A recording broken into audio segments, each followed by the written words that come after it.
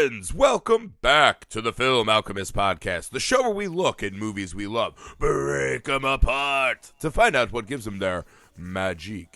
I'm your host, Josh Griffey, joined as always by my long-lost lover, trapped in the body of a boy, and co-host. Or am I, Alex Dandino? Or is you? Well, one way is less illegal than the other, so let's hope not. Guys, this is the month of Amour, as we've been talking about on the pod. Our theme for this month of Amour is I would do anything for love, parentheses, but I won't do that. Tragically flawed love stories in the cinema. I hope you guys enjoyed spending time with us and Harold and Maude. It's one of my all-time favorite flicks, so I was really glad we got to do that one. Please bear with me tonight. I am under the weather. I'm going to try to keep it together as best I can. But tonight we bring you, I had to pull myself from under the sheets, right, to talk about this one.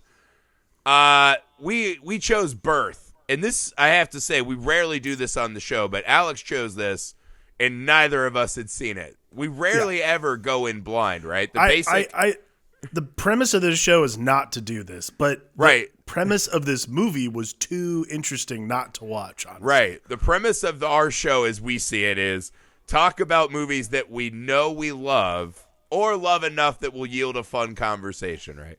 We don't want to watch something and then be like, well, all we're going to do is shit on it for an hour because, that's not the show we try to do. Right. This one, I feel like walks betwixt two worlds in my mind, right? Because there's a huge part of me that's like, I could do the show for 2 hours while I just told you why this movie sucks. But there is enough strangeness mixed with a couple really long Nicole, can you act us out of this story takes that made this a shockingly interesting movie for me to watch. Yeah, if there was ever a question if Nicole Kidman could act her way out of a paper bag, the answer is yes, absolutely. I mean, phenomenal. Before we go too far, sorry, I forgot to do the business. Guys, a couple of you we've seen adding new ratings and reviews on the Apple Podcast app. We appreciate that a ton. Appreciate that. You can also find us on the Nerd Alchemist, that's plural with an S at the end, on YouTube. If you want to see us and see some of the content, we're going to start rolling out some new stuff. So thank you guys for that. Please keep it up. Share us on your socials. Hit us up with movies you'd like to see us cover, all that good stuff. All right, now back to this Nicole Kidman diddler pick. No. Yeah. Okay, so Alex, walk me through. Why did you just think, right? Because I feel like you were preying upon my absolute adoration of Nicole Kidman, right? My favorite actress. When you saw this and read this premise, why were you like, this has got to be the one? And what were some of your initial thoughts on this film? I'm going to tell you that is not at all why I chose this film. I simply chose this film because literally the tagline I read was Nicole Kidman plays a woman who meets a boy claiming to be her dead husband trapped inside a 10-year-old's body. That alone is going to get me in. I'm not going to lie. Yeah. It's like How to Catch a Predator ghost. You know what I mean? Kind of. Yeah. So that really, that is the only impetus is I'm like, this premise sounds too intriguing not to watch. And look, obviously this is not the spirit of the show. Like, we don't watch movies we haven't seen before. But again, how can you pass up the chance to watch a possible Nicole Kidman diddler pick? That's right.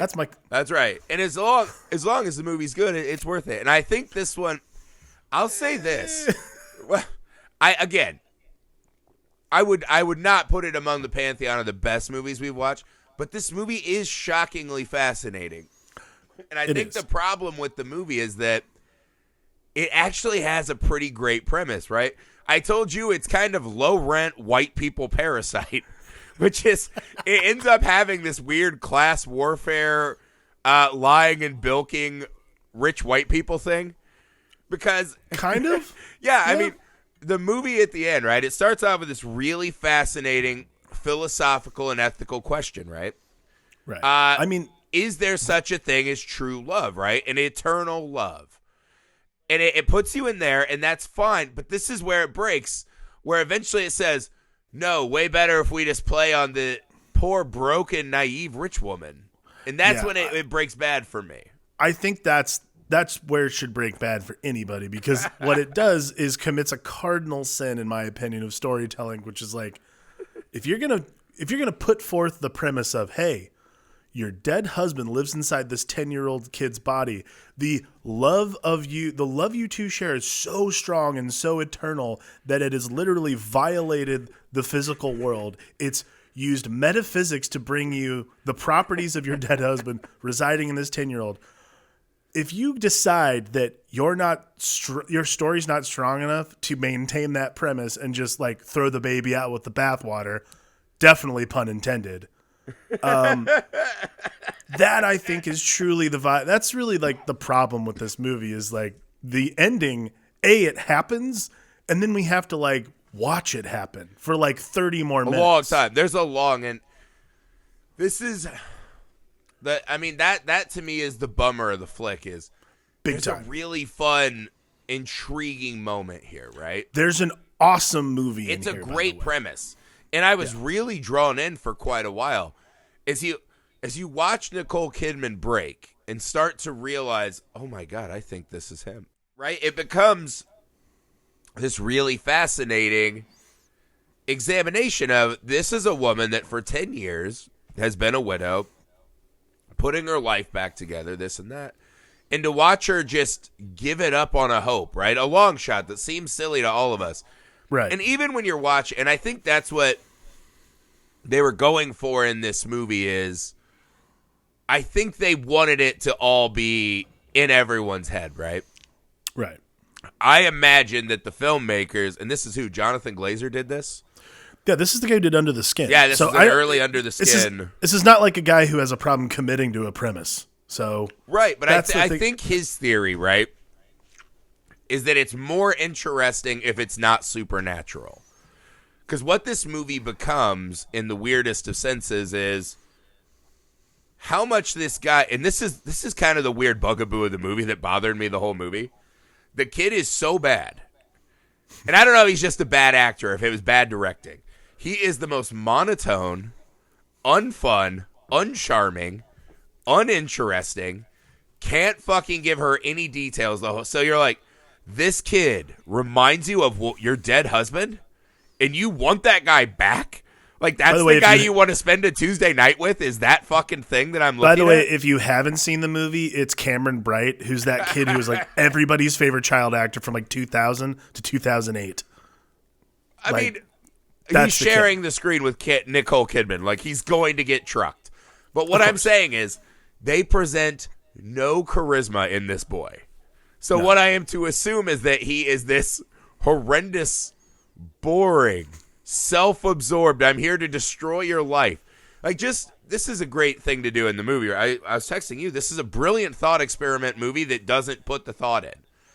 Like, just imagine what that kid is asking of Nicole Kidman when he enters that house.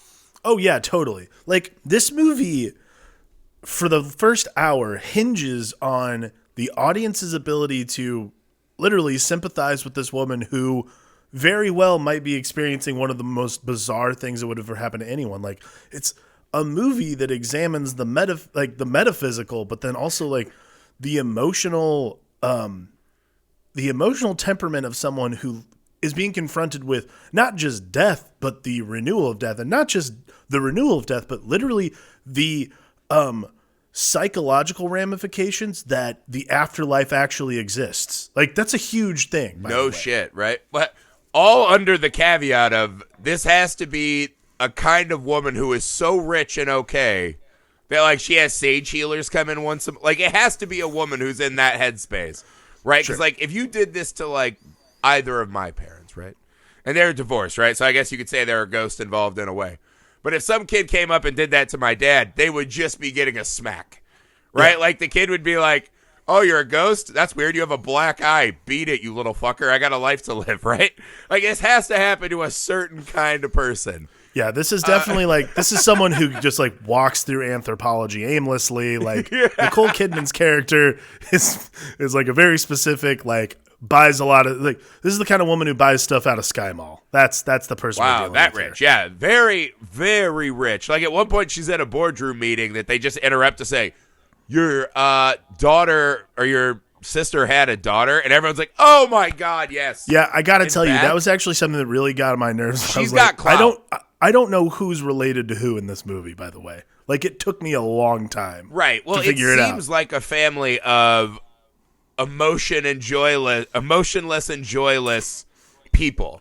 And so when the kid comes in as a completely monotone, "Hi, I'm a prick and I'm here to destroy your life," you're like, "Oh my god, he does fit in." To be fair, he fits in with everyone else I've seen in this movie. Right. But this is the thing, and this is before we know that, spoiler alert, the kid's not her fucking ghost husband, right? So this kid, throughout the movie, exhibits there's a phrase going around with the young people, right? Big dick energy. There is no character in the history of cinema, right? Not one. Not James Bond, not Clive Owen in Shoot 'Em Up, Nope. not the Terminator, not Rambo, not no one, right? Not Sean. Not any Not Sean person is on the one. earth has the fucking giant dick energy of "I am Sean," right? His name is actually Sean, which is a really funny thing to write in the script. Is what if his? It's like the Martha. Why did you say that? Why did you say Sean's name? But so this fucking kid essentially finds love letters, right? Another one of the weirdest setups in the movie. But no matter how you look at it, ghost or not ghost, to just fucking walk in with the big dick energy of, "I'm going to break into your house, watch the birthday song from the shadows like a creep," and be like, "What's up, girl? Get in the kitchen. We got to talk." And then later, Sean spends the whole movie negging Nicole Kidman.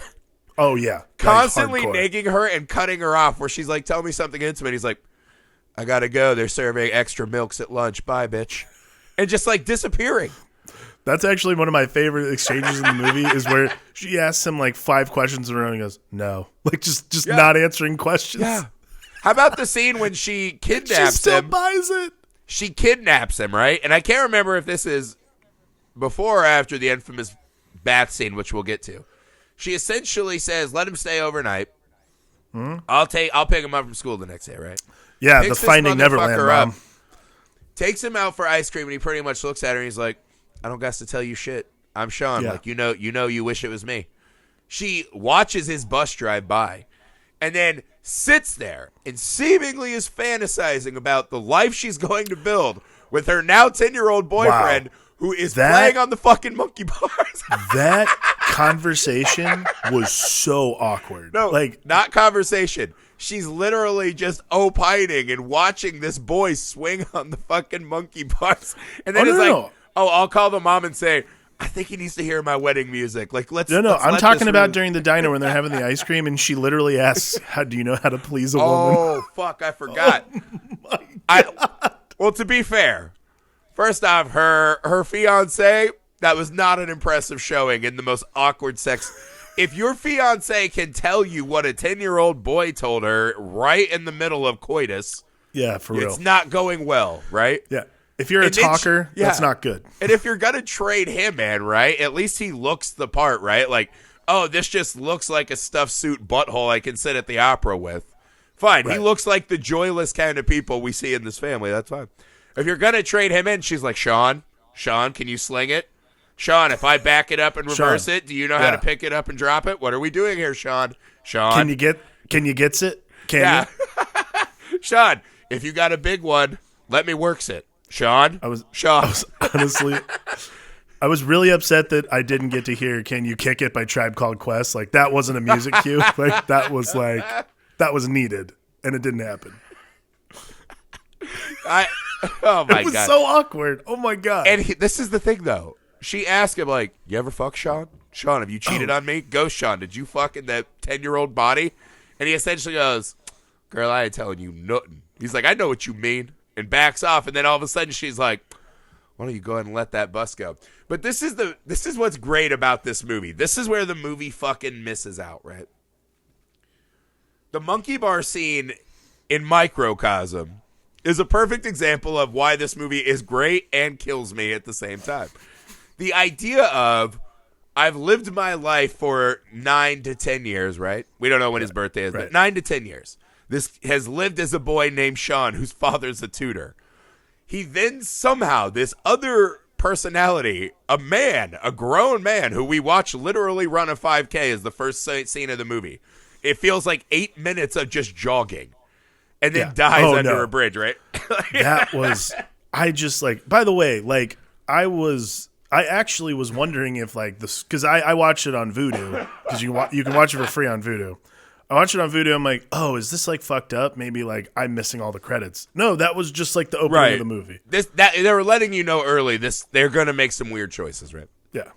I'm like, I get it. Exercising, like most of us who are watching the movie, you only have to show us a couple seconds of exercising before we're like, well, that looks exhausting. I actually think here's the point, though. I'm getting back to this point, though, right? So for 9 to 10 years, he's lived as a boy named Sean. All of a sudden, a new fucking imposter, parasitic soul emerges, and it's like, haha, I'm actually the Sean, right? I am the white usurper colonizer Sean, who's come to take your 10-year-old body for mine own. And he literally, there's that great scene when he tells his mom's doing this cute, like, permission to come aboard, sir. Oh, like, just good mom stuff, right? And he just goes, I'm not your stupid son anymore. Just this fucking, and this is amazing, right? So the same kid who does that, the same kid who walks in there, the same kid who's been negging Nicole Kidman, right, has to stop to play on the monkey bars. That the war of personality that is happening within this boy, paranormal or not, is so fucking interesting to me, right? This is a kid who's so committed to, I will destroy my home life. I will destroy Nicole Kidman's home life. I made her fiance fucking literally attack me and spank me in front of his friends and family. But I still need the monkey bar. I was laughing too hard. I fucking pulled my earphones out. But that's what I mean. Imagine that's exactly a world. What it is. Imagine making a movie like this, right? This is a movie about psychological warfare and love, right? What is the true meaning of love? And the character who is the fucking engine of destruction needs to monkey bar.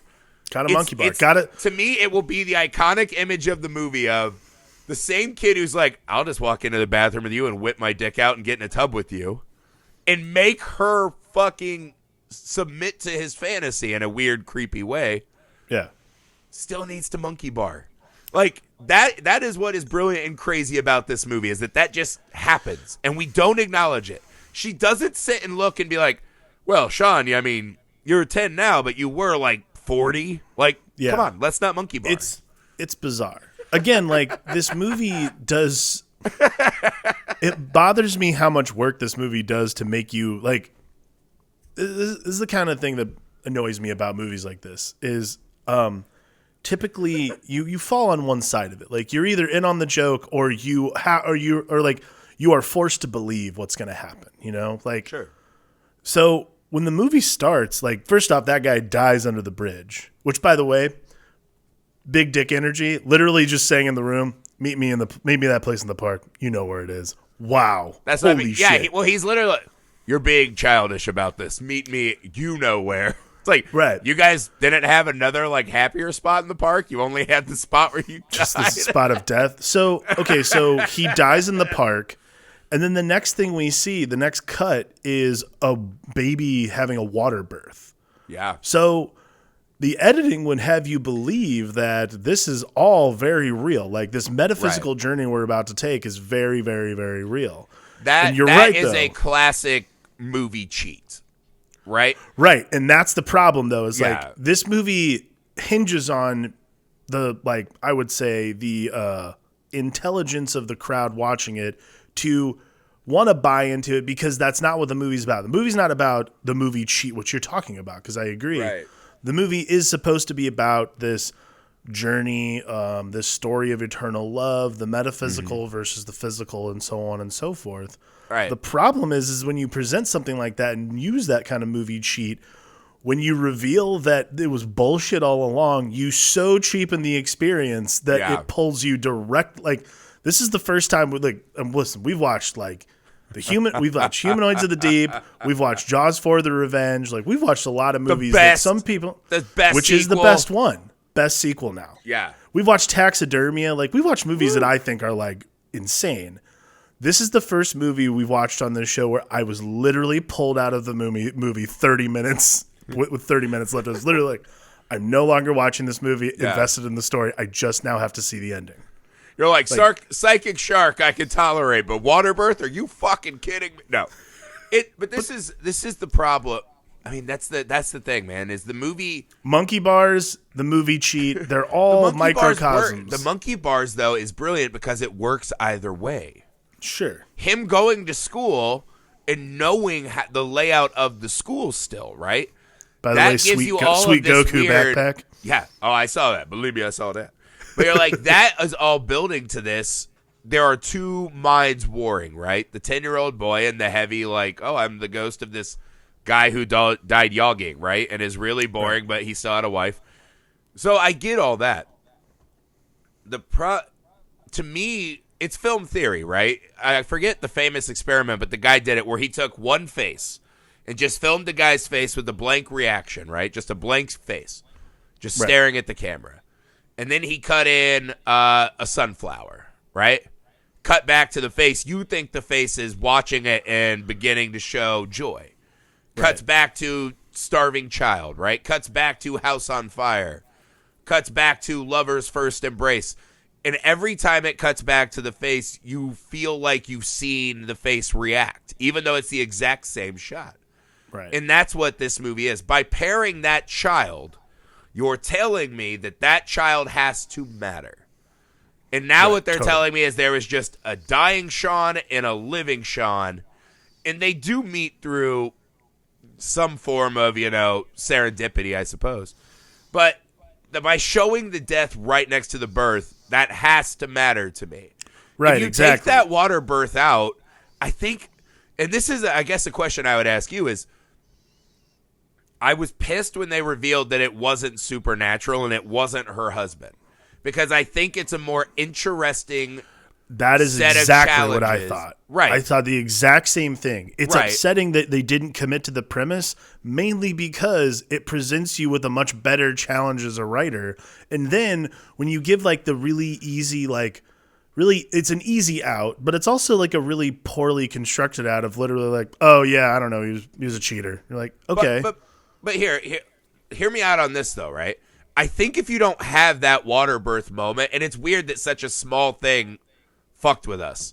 I think if you take that out, I don't know that the movie is much worse off for him being a liar. The way that he got the details is not strong to me. No, I agree. But you're right. A moment. The movie does an insanely good job of people are questioning him, and you're watching as the audience member, and you're like, just ask him, right? So I was your brother-in-law.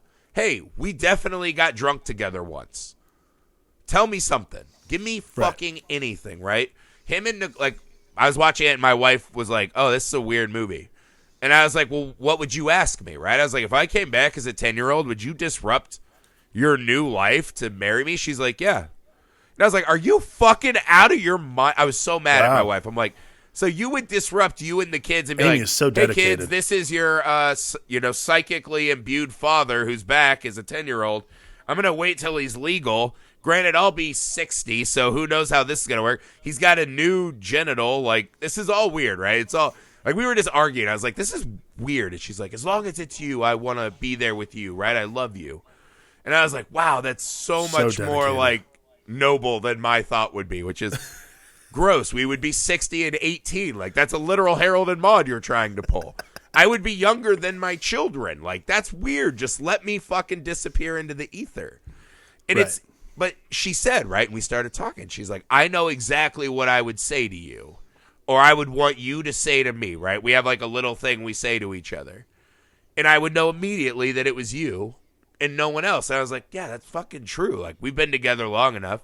I think people have that, right? You have like the thing. And they never ask him to say a thing with any fucking character, right? Right. But like the orchestra scene, when they show up late to the orchestra after, again, big dick energy where, hey, I want to talk to you. It's funny because Alan Houston, who plays like this great villainous actor, right? Jack Houston. Sorry, what did I say? Alan Houston, the basketball player? Is that what I said? The old New York Knickerbocker sharpshooter? Sorry, I'm trying to appeal to my bros. You know, the sports bros that have stuck with us through 20 minutes of birth. But But anyway, so Houston has the tiniest dick energy in this movie, right? Actually afraid a 10-year-old's going to steal your girl. If you're that bad and you have that little confidence, you've already lost, my friend, first off. Yeah, for sure. So he's like, I'm going to go tell on you to your father, right? So you can't have my wife. And right in front of the kid, he's like, tell this lady you made it up and you won't. And he just goes, no. Yeah. No, I can't. I love her. That's my wife. I was like, the amount of energy and swagger that kid presents is so powerful that she then goes to the opera and they cut in late like dicks. Houston's whispering in her ear like a dick. And there's just this, it feels like a 5-minute scene, even though I'm sure it's only like a minute. It reminds me of the pie eating scene in Ghost Story, except good, right? Except for good and meaningful. And it's just Nicole Kidman taking you on an entire emotional journey of what if this is real? Snapped into reality by him whispering to her. Slipping back into the fantasy. What would I do? What is this, right? Thank God he came back as a little white kid. Oh, my God, right? Like all the things that Nicole Kidman is clearly thinking. Right. And it's just a stunning bit of acting. But this gets back to my point, right? Without the water birth, it still works that this kid so infiltrated her mind, because what we're left with is, I think, equally as interesting as a supernatural tale, which is, well, this guy, even in death, has so whittled out a space that he owns 2 other people's lives. This guy who is dead is vicariously living 2 people's lives. Right. Well, the boy and her. Well, I think what happens is if you don't have the water birth scene, it changes the movie entirely to the point where it's a completely different. I'm telling the premise, you that. Yeah. The premise that's set up is very different. Like if you have with the water birth, what you have is a movie about eternal love. Right. This is actually supernatural. This is a soul transference. Yes. Right. I mean, actually, I was watching it, and I even wrote in my notes. I was like, I think if you play this right, this is actually the sequel to Fallen. But nevertheless, I'm still telling you, it's Parasite, right? Right. It's just a kid who's like, I'm tired of sitting in the lobby with the ball bouncing guy. I'm going to grift my way in with these rich, naive whites. If you take the water birth scene out, the movie then becomes a ticking clock of is he or isn't he? Like because from the jump we buy that's him. It's only until later when they do the reveal that you're not only like, oh, that's lame, but also like it's definitely not him. It becomes immediately a movie about whether or not it's him or not. If the water birth's taken out. So it completely changes the direction and what you're actually feeling. So I feel like what Jonathan Glazer and the filmmakers are trying to actually do in this movie is not like they want you to focus on this eternal love journey. That's like the important thing. And that's like the thematic element they want you to focus on. It's only when they pull the rug out from under you. And I think that's the thing that upset me the most is because the rug gets pulled out, I know it's not about that anymore. Now it's just like about people who are liars and rich people are terrible to each other. Well, and here's the other thing that, because it kind of has another moment that functions like the water birth, which is the woman who's afraid to go up to the penthouse, right? She's like, oh, I forgot the ribbon. I'll go get another. We don't know exactly why she won't go up, right? Right. We have no idea. We see him follow her out to bury a box, right? They plant this little seed that something weird is going on. But it's beyond absurd and stupid to imagine that box is full of unopened love letters, which have so much information about his sister-in-law can't have a baby, blah, blah, blah. All this fucking nonsense that lets him complete this grift. And then a 10-year-old boy to have the fucking swag to pull this grift off. It becomes so insane and absurd that mixed with the water birth and then just the pure nonsensicalness that a 10-year-old... I have neighbor kids that are 10 years old. They could not walk into my house and fucking seduce my wife and get in a bathtub with her. Maybe there's a 10-year-old out there that can do that, right? I've never seen one in the wild. It's crazy. Crazy shit. He stares her down and takes his dick out. His little tiny 10-year-old dick and is like, what's up, girl? And she's like, hey. Like, I'm willing to commit a sex crime here. It's fucking madness, right? So the movie's asking you to accept something so unbelievable. But in the context of true love, it's not as creepy. And then at the end, the movie says, oh, this is all fucking creepy. And this is the thing, though. I still think you can land it, because what if it's real and he still did cheat on her? I think that's the harder part to swallow than this kid made up a root. That's really hard to swallow, but you can do that for the story. Once you make it that he fucking cheated on his wife and didn't really love her, then you have this whole, well, what is he back for? Now he's just like, it's like a Stockholm Syndrome thing. Like, he clearly was uncharismatic and boring and not exciting, and no one's excited to see him when he comes back as a boy, apparently. I guess not. But it's such a weird, I feel like it just didn't all connect, right? And I've actually come around to the thought, I don't think it needs to be the supernatural route, but the way they, I think you said it best, right? If they're not playing it as a, is he, isn't he?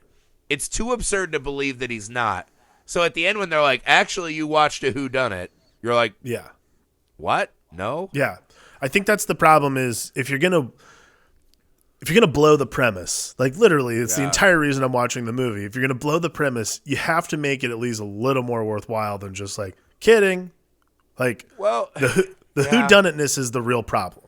Like, because they give us clues, right? The monkey bar is a fucking straight up clue. Right. That this is not a 46-year-old man trying to get his wife back. When he hugs Clifford, his actual best friend, and he's like, are you fucking kidding me? This is not my best friend, right? Like, when he meets his best friend, he doesn't greet him as I would. Like, if I came back from the grave, I would know what to say to you to let you know that it was me. I wouldn't run up and hug you like you were my long-lost father. Like, you finally came back for me. By the way, he knew immediately. So there were 2 or 3 times where they're telling us this is not a kid. But in the flow of the film, there is no debate in the direction. And it's a hard act to land because you have to believe that Nicole Kidman is willing to sacrifice everything and do this slide. I mean, to me, there's 2 things that I think probably should have clued me into that this is weird. Is one, Peter Stormare being just like a straight character was bizarre. Just a normal dude. I he don't didn't have any nuclear codes. He didn't have any like hidden weapons. Yeah, he wasn't a nihilist. Like, I can't imagine the last time I've seen him in just a movie where he's just a guy. Yeah. But probably the most normal, insane guy we meet. Yeah, definitely. Like, everyone else is absolutely bonkers. But, I mean, even like again, Lauren Bacall's in this movie. Like, what? Like, again, this movie has great actors, has great performances. It's just such a bizarre premise. The other thing that I think should have been a clue, and because I couldn't figure out why, and we talked about it already, though, is still just him refusing to answer. And I'm curious, like, I was feeling like the whole time that was like something that was trying to throw me off the sense. Like, is he not answering because he's like, you all should know me? Is he just like being, you know, like, what? My actual thought throughout the movie is that he's lived his life as this boy, and now the other soul is beginning to emerge and mature. Okay, so he had a split mind. So he doesn't really have the knowledge because he's coming back from death. Yeah, it's like coming back to him, right? So I was like, all right, but I mean, I just feel like you got to make your choice, right? Absolutely. I feel like it could have worked either way, because the reveal that you're not him, if you were him, you would have come to me first, is a great moment in the film. That's a great line. It is. It's a really intriguing proposition, but then to just see him become a boy. Yeah. And I guess it serves the purpose of the lengths that we will go and the lies and things that we'll buy into as human beings to achieve this kind of fantasy that we're striving for, right? This perfect, happy fairy tale romances and such. Totally. I guess that makes, but at the end, it just is so cruel by the end of the movie. Yeah, like the fact that this 10-year-old, right, just gets away with being a fucking piece of shit, ruining this marriage. I mean, this is the thing. At the end of the movie, Nicole Kidman is at a wedding, but she's weeping on the beach because she's like, I'm with a guy who was afraid he was not enough compared to a 10-year-old. Right. Guy who literally attacked and assaulted a 10-year-old. I was right? talking like she knew her husband was shit. Right. Well, I was talking with Andrea about this, like, after we finished the movie, and we were like, because she actually watched it with me this morning. Like, we woke up with the kid early, and I was just like, this is insane. You have to watch this. Yeah, for sure. So we finished the movie, and I was like, extrapolate this. Like, think about the horrendous psychological damage you would do to yourself if you decided, like there's a scene where she literally tells the boy, like right before the boy like reveals like this is all bullshit, she's like, I figured it out. We're gonna run away together, and then when you're of the right age, I'll marry you. And that's when he's like, oh, that's not in the cards, babe. But like ultimately, imagine the horrendous psychological damage you have done to yourself by falling in love with a little boy, pretending to be your dead husband, and then you're still gonna go out and get married. Like if I was Jack Houston, I'd be like, fuck this entire family. I'm getting the fuck out of here. That guy needs her and her family, right? That guy is the fucking clinger. He is he's so afraid of the challenge of a 10-year-old. He physically assaults him. Again, though, that's weird, too, that the 10-year-old's got the balls to kick this dude's fucking chair. Awesome scene. That's awesome a grown scene man in move. This movie. That's a grown man move. Yeah. And this is the fucking problem, right? Is when you just make him a really unclever kid, he's not played as, this, look at how fucking smart and clever this kid is that he can pull this off, right? This isn't like the good son or whatever the fuck. He's just a kid who found a package. Right. It becomes so silly that he can pull that off, whatever. I think there's a way to do that ruse if you play it different. But by the end of the movie, we're left with, this lady is willing to throw it all away because she so desperately loved this man. A man that we see as played through the child to be completely devoid of any redeemable traits, right? Right. To completely neg her and not treat her nice, right? Only to find out then that this woman has been sitting in grief. It took her 10 years to try to get her life back together. She ends up with Jack Houston, whose character sucks. Yeah. And then she's willing to break that all apart because of her true and profound love for a man.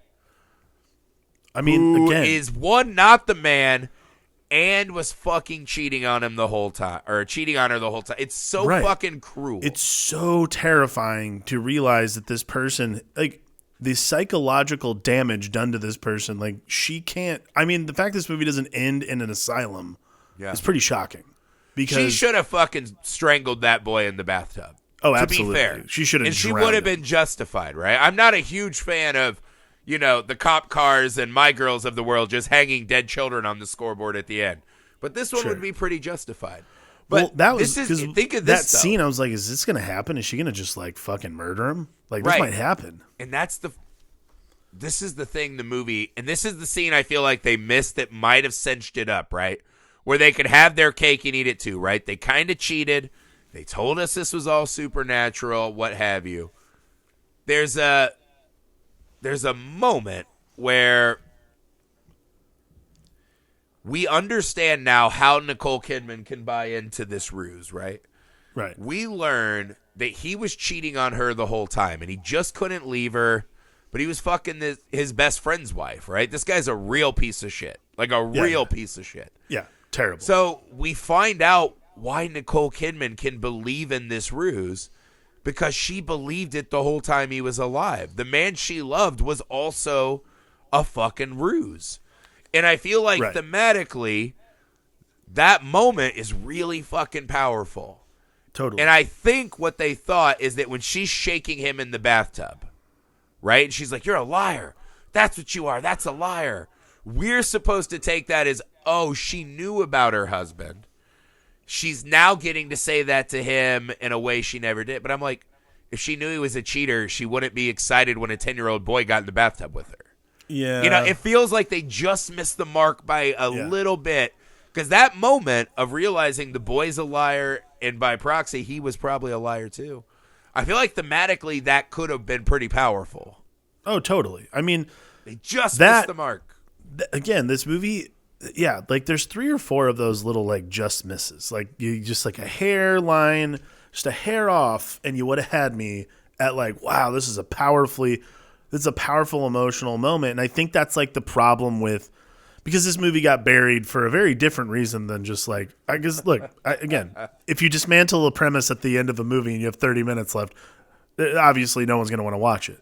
This movie got buried because of this bathtub scene between Nicole Kidman and Cameron Bright, and like it was a big controversy, and everyone had an issue with it. But like honestly, it ends up like serving no purpose because eventually you're just like, well, that pretty much is a wash. But it is the moment where it becomes impossible to believe that he's not the ghost of her husband. Right, exactly. That is like, such a fucking strong decision to make. It is, and that's a really important moment in the movie. So like when this whole thing comes down and it's revealed that it was all bullshit, like the bigger issue is that, quite frankly, like if you're gonna, like, again, I've said it before, you just dismantle your premise completely. Yeah. Like dismantling the premise ruins the movie and ruins my ability to enjoy the end of this movie in any way. Yeah, this is the thing though. I think there's a way to do it, but just finding a box of love letters. I mean, he's writing that to who? He wrote that to his wife he's cheating on or the woman he's fucking on the side. Who? I mean, what is he getting out of there that helps him pull this ruse off? And again, thematically, the fact that this guy was so able to put on all these faces, right? To his best friend, to his wife, to his lover, that's all good and fine. Right. But the thought that this 10-year-old boy is able to pull this fucking ruse off himself, and then again, they didn't fucking tie it together, right? Because it's all there, right? Nicole Kidman believing him is the same as believing her husband, right? It's all there. I just can't tell you the scene where that is supposed to perfectly coalesce in a way that doesn't feel like I have to do gymnastics to make that happen. Right. I think that's the biggest issue with the movie itself is that it doesn't quite crystallize that point home. Like, I think you said it earlier that probably is the best theme you can take away from the movie in general, which is that this movie's about the lies we tell ourselves.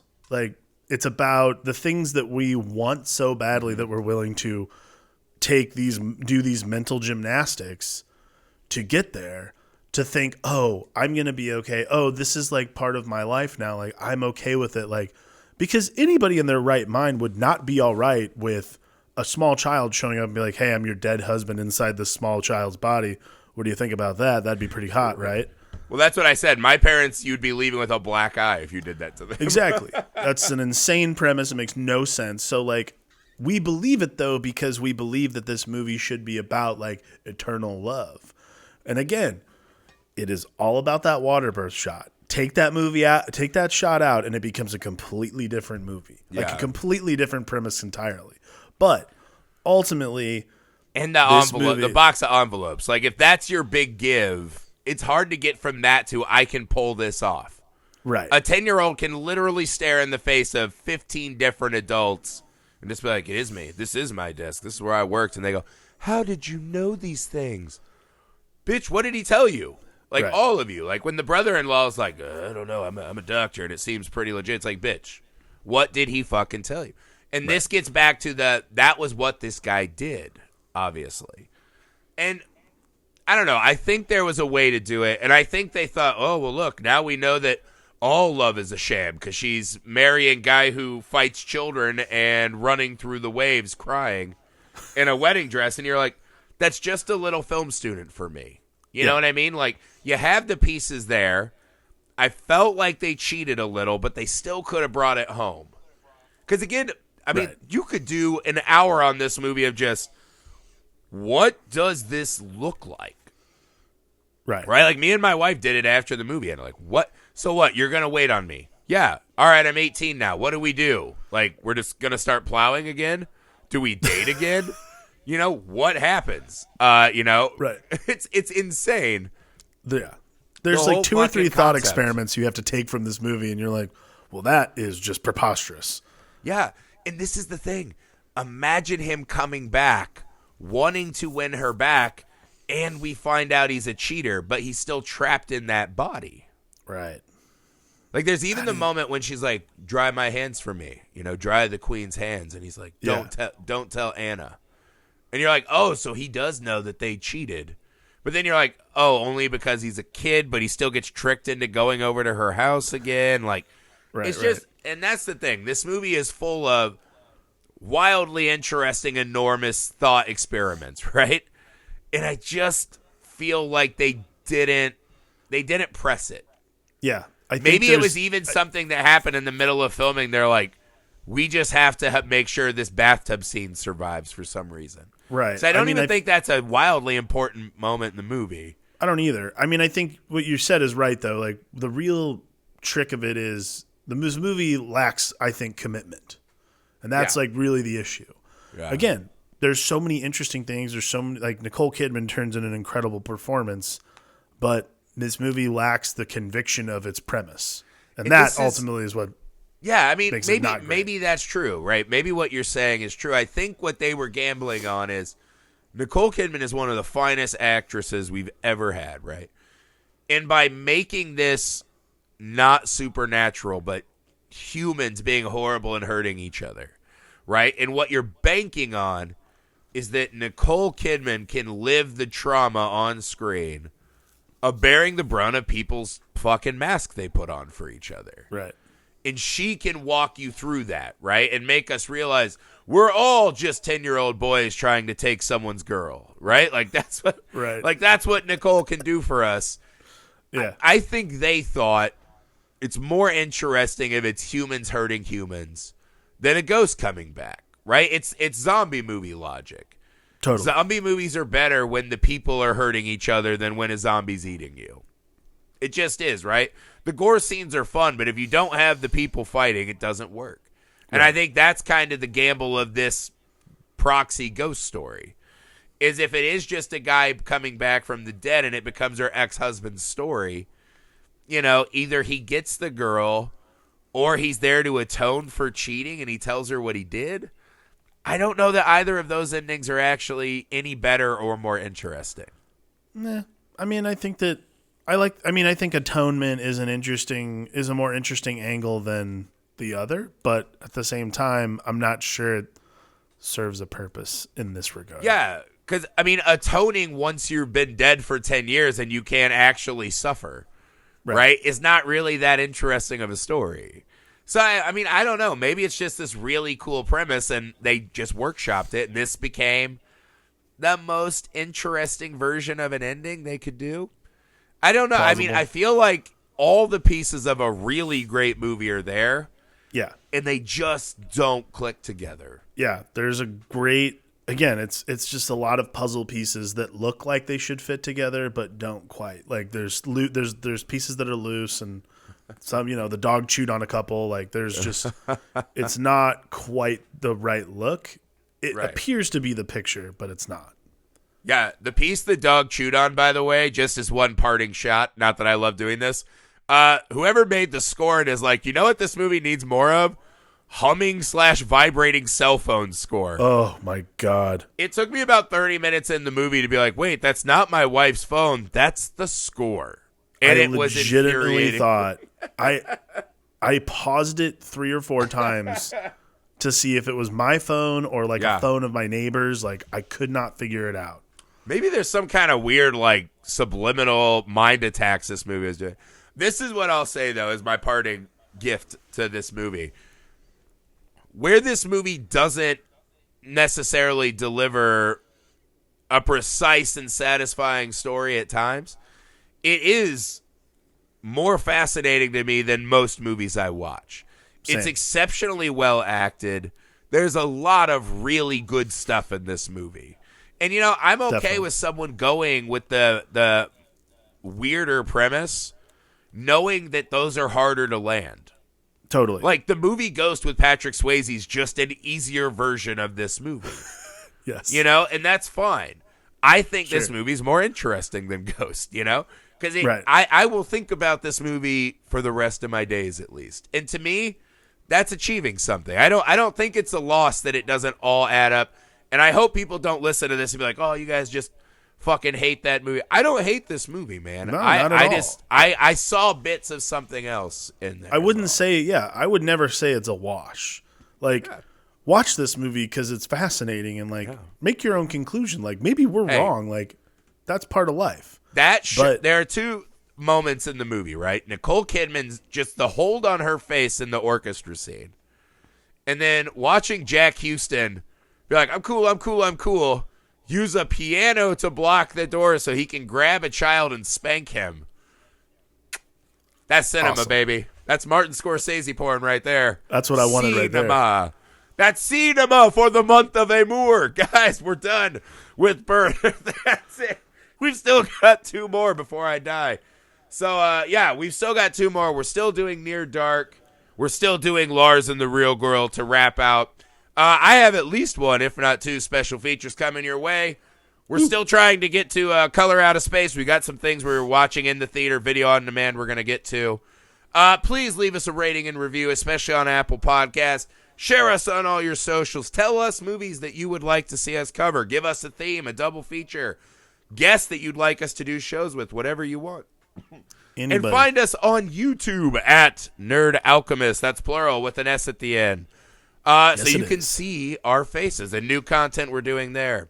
So, guys, I hope you had fun with Birth. I know we did. Not as much fun as that 10-year-old, though. That guy was having his best life. Please, if you're on YouTube, in the comments, name me one character who is more stone-cold badass than, like, 10-year-old Sean in this movie. Yeah. I'll wait forever.